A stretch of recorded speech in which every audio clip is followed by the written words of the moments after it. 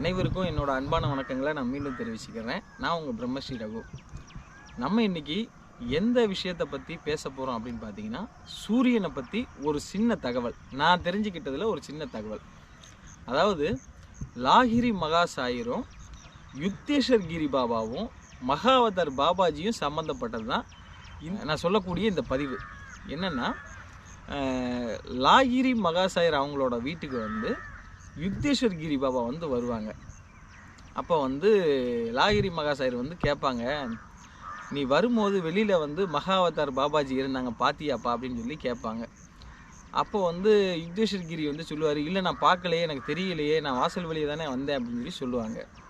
அப்போ சொன்ன உடனே வந்து மகாவதார் பாபாஜி வந்து உள்ளே வந்துட்டு இருக்காங்கன்னொடனே ஒளி ரூபமாக வந்து மகாவதார் பாபாஜி உள்ளே வருவாங்க. அப்போ வந்த உடனேயும் யுக்தேஸ்வர் கிரி பாபாட்ட வந்து மகாவதார் பாபாஜி வந்து சொல்லுவாங்க, உன்னோட தவசக்தி போதுமான அளவு இல்லை. ஏன்னா நான் சூரியனுக்கு பின்னாடி இருந்து உங்கள் எல்லாரையும் நான் கவனிச்சிட்டு இருக்கிறேன். ஆனால் உங்களோட தவம் வந்து சூரியனை கவனிக்கிற அளவு கூட இன்னும் வளரலை. அப்போது சூரியனுக்கு பின்னாடி இருக்கிற என்ன எப்படி உங்களால் கவனிக்க முடியும்?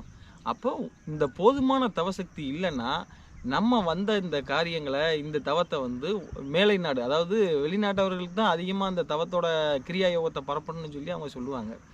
அப்போது போதுமான அளவு இந்த சூரியனுக்கு பின்னாடி இருக்கிற என்ன கவனிக்கிற அளவுக்கு இந்த தவசக்தி இல்லைன்னா அப்போ வந்து நம்ம வந்து இந்த தவத்தை இன்னும் வெளியே கொண்டு வந்து கொடுக்க முடியாதுன்னு சொல்லி, இன்னும் உன்னோட தவத்தோட நேரத்தை வந்து அதிகப்படுத்து அப்படின்னு சொல்லி சொல்லுவாங்க.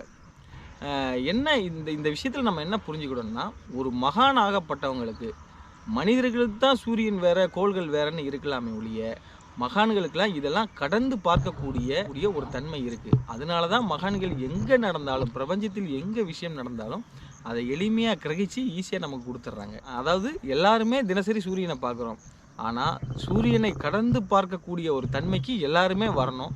அதுக்கு ஏதாவது ஒரு நல்ல குரு வழி மார்க்கத்தில் தவத்தை பெற்று அந்த வழியை வந்து நல்லபடியாக எல்லாருமே ஃபாலோ பண்ணி அந்த ஞானம் அடைஞ்சு அந்த ஆற்றலை பெறணும்.